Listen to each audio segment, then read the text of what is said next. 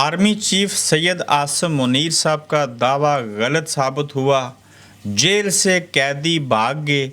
जज डट गए जबकि मुस्लिम लीग नून ने अपना फैसला सुना दिया। आज़ाद कश्मीर के दो वज़राए आज़मों ने आपस में कैसे छुप कर गठजोड़ किया और फिर उसके बाद क्या हुआ, आज की गोरखधंधा में इस पर बात करेंगे। अस्सलाम वालेकुम, आप देख रहे हैं गोरखधंधा ब्रॉड कुरैशी, आपसे मुखातिब हूँ।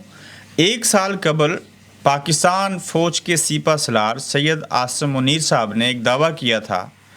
वो दावा ये था कि एक साल में मैशत ठीक हो जाएगी।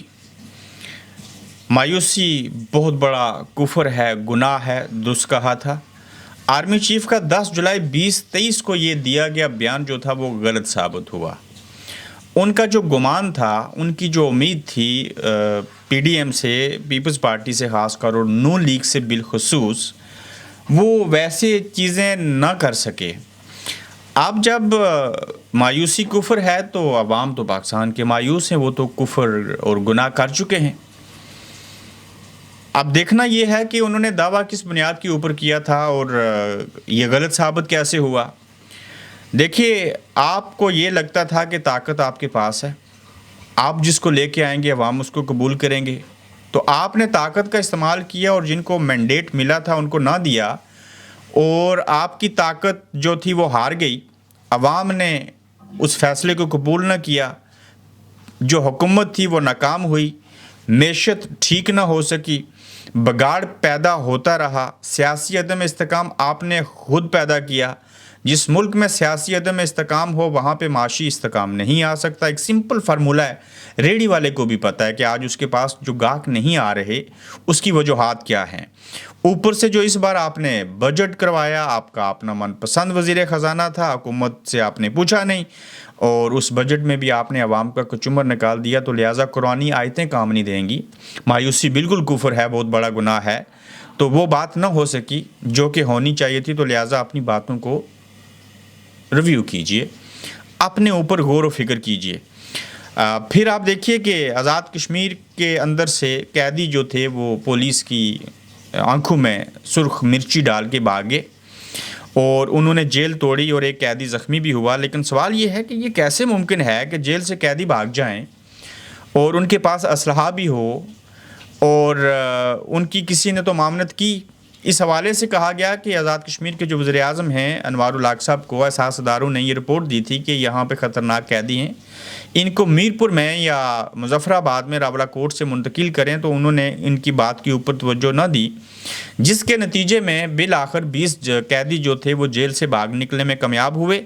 और इनकी पूरी फहरिस्त है जो आप पीछे देख सकते हैं कि कितने लोग जो हैं वो अब मफरूर बन गए हैं और जेल तोड़ कर ये कैदी जो थे वो भागे हैं। और इसमें कहा गया कि उन्होंने मिर्चें पास रखी हुई थी और उनके पास असला भी था, और जेल में मिर्चें कैसे उनके पास गईं और असला उनके पास कैसे गया। सवाल ये भी है कि क्या ये प्री प्लान था, ये किसी मंसूबे का हिस्सा है, क्या इसकी वजह से कुछ और इरादे थे, कुछ नीयत थी ऐसा करने की।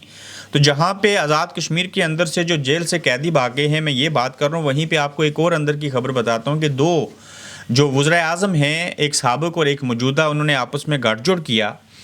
और हुआ क्या कि इस हवाले से जो सेक्टर कमांडर हैं या जो मुज़फ़्फ़राबाद में ब्रिगेडियर बैठते हैं, मैं नाम लेना मकसूद नहीं समझूंगा, अब उनका तबादला हो गया। उनकी सरबराही में उनकी मर्ज़ी से मौजूदा वज़ीर आज़म अनवारुल हक साहब और साबिक़ वज़ीर आज़म सरदार तनवीर इलियास साहब जो हैं उन्होंने आपस में गठजोड़ किया। एक नया मंसूबा बनाया गया कि एक नई रियासती जमात बनाएंगे और उसमें जो पीटीआई के लोग हैं उनको इकट्ठा किया जाएगा, चूँकि 26, 27, 28, 30 लोग उसमें शामिल हो जाएंगे। इस हवाले से रावला कोर्ट में जो सरदार तनवीर इलियास साहब का घर है, सेफ़ हाउस उस घर का नाम है, वहाँ पे चौधरी अनवारुल हक साहब की हमारे ज़राए के मुताबिक और साबिक़ वज़ीर आज़म सरदार तनवीर इलियास साहब की आपस में मुलाकात हुई।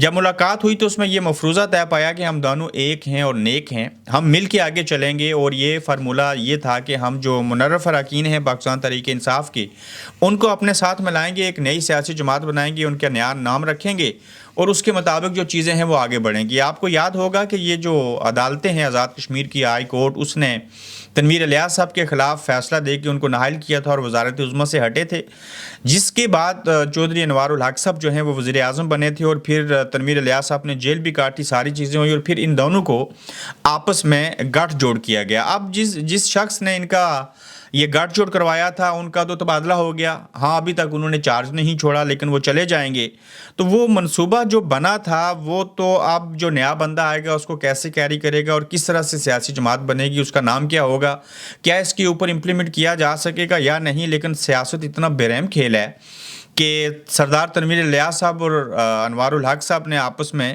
یہ ارادہ کیا تھا، یہ نیت کی تھی کہ ہم ان لوگوں کو جمع کریں گے اور نیا سیاسی اتحاد قائم کریں گے، نئی سیاسی جماعت بنائیں گے، اس جماعت کو ریاستی جماعت کا نام دیں گے، اور اس سے انہوں نے کیا کام لینا تھا، جنہوں نے ان کو یہ فارمولہ دیا تھا یہ وہ بہتر جانتے ہیں، مگر اس طرح کی بات جو ہے ہمارے سورسز کے مطابق یہ ارادہ اور نیت کی گئی تھی۔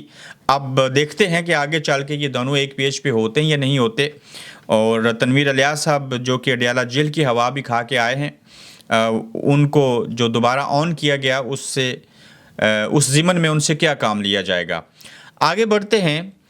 آپ دیکھیے کہ نون لیگ نے مخصوص نشستوں کا جو فیصلہ تھا وہ اپنے طور کے اوپر سنا دیا، اور عدالتی فیصلہ آنے سے قبل ان کو اس بات کا علم ہے کہ پاکستان تحریک انصاف کو جو سیٹیں ہیں وہ نہیں ملیں گی۔ اس حوالے سے نون لیگی ایم این اے بیرسٹر عقیل ملک نے سپریم کورٹ کا ممکنہ فیصلہ سنا دیا ہے، اور وہ کہتے ہیں کہ سنی اتحاد کونسل کو مخصوص نشستیں کسی صورت نہیں ملیں گی۔ اب یہ سیٹیں کہیں اور جائیں گی اور مفت میں کسی اور کی گود میں ڈال دی جائیں گی، اسی طرح نہیں ہوگا کہ ہم یہ سیٹیں جو ہیں وہ پاکستان تحریک انصاف کو دے دیں۔ سوال یہ ہے کہ یہ نون لیگ کے جو بیرسٹر عقیل ملک ہیں ان کو کیسے پتا کہ ججز یہ فیصلہ دیں گے؟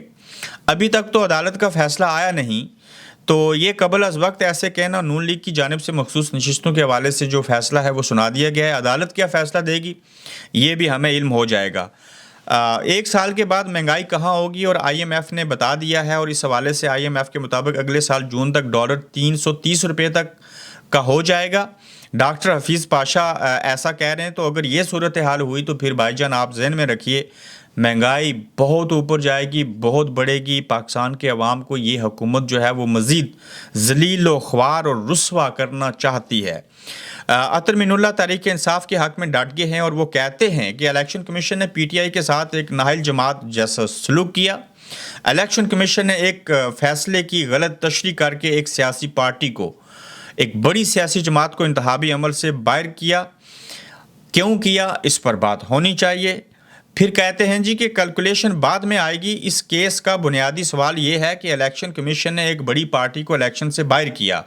یہ چیف جسٹس قاضی فائز عیسیٰ صاحب کہتے ہیں کہ یہ ہم بعد میں دیکھیں گے کہ الیکشن کمیشن نے ایک سیاسی پارٹی کو کیسے باہر کیا، جبکہ قاضی فائز عیسیٰ سب کچھ جانتے ہیں کہ یہ انہی ہی کے ہاتھوں سے طاقتوروں نے کروایا، وہ اس کے سب سے بڑے ذمہ دار اور قصوروار ہیں۔ آج بھی چاہیں تو آپ نے کیے ہوئے گناہوں کو دھو سکتے ہیں، بہتر کر سکتے ہیں، مگر ایسا ہوگا نہیں۔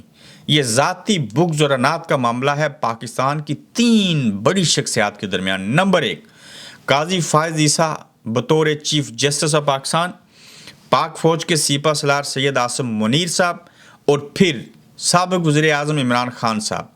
عمران خان ایک طرف ہیں اور قاضی فائز عیسیٰ کے خلاف ریفرنس کیوں آیا تھا، اور سید عاصم منیر صاحب کو بطور D G I S I انہوں نے ہٹایا کیوں تھا؟ بھائی جان جب تک یہ ذاتی رنجش رہے گی 25 کروڑ عوام اس کی سزا کاٹیں گے، پاکستان کی جمہوریت اس کی سزا کاٹے گی، اور آپ دیکھ رہے ہیں کہ سزا کس نوعیت کی ہے اور کاٹ کون رہا ہے، تو یہ معاملات کیسے سلجھیں گے، کیسے آگے بڑھیں گے، یہ دیکھنے والی چیز ہوگی۔ اپنا خیال رکھیے گا، اپنا فیڈ بیک دیجیے گا، جلد آپ سے پھر ملیں گے۔ آپ دیکھ رہے ہیں گورکھ دھندا ابرار قریشی کے ساتھ۔